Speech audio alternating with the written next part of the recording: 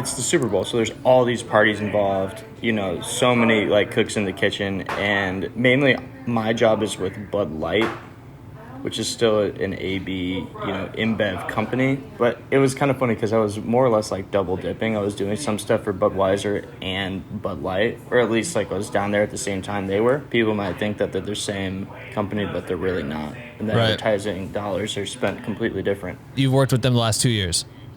Yeah, and it's been great. I've done other events for Bud Light as well. Like they used to have a program, or they still do have a program, who basically Post Malone is the face of the dive bar tour. I've shot a bunch of those. I've shot G's, I shot John Mayer's dive bar tour.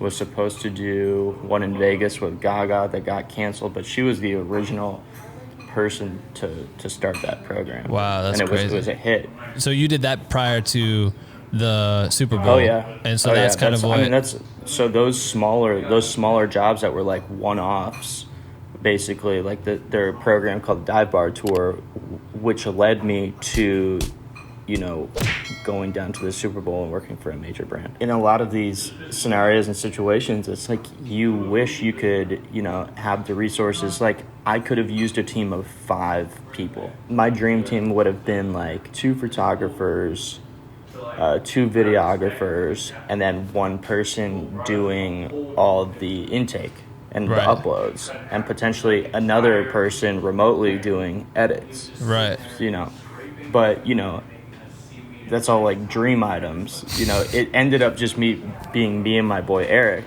Maldin, and you know, we just ran it. You know, I was shooting hybrid. I was shooting photo and video. He was shooting mostly video, and then he was doing the edits at night. Right. And I was like, well, this is taxing, but you know, it's, you know, we crushed it. So that's why they invited us down for this year. I wanted to lighten the workload a little bit on myself, take a step back and be more of the creative director of the project, rather than just be shooting and then back to edit, back to shooting, back to edit.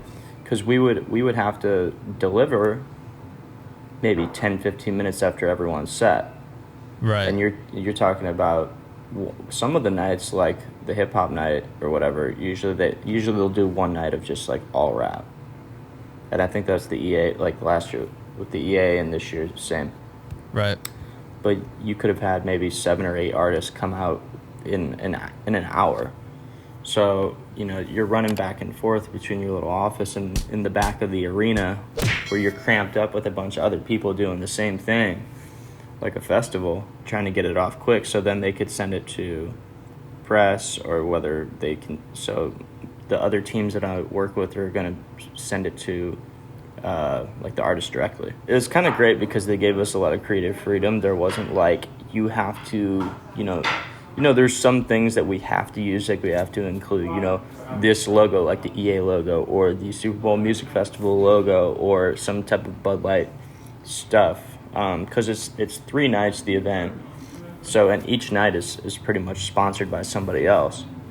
So that changes from night to night how we approach, you know, a job. Who do we have this year? We had Guns N' Roses, it's Snoop. Last year we had, or the year before that was Aerosmith and Post, were some of the big ones.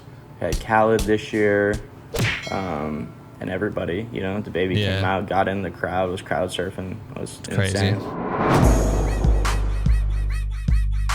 Thanks for listening to this clip. Make sure to listen to the full interview, which is available on Apple Podcasts, Spotify, YouTube, and wherever else you listen to podcasts. Hit the subscribe button for more highlights and join our Black with No Cream private community for creators. Links in the description.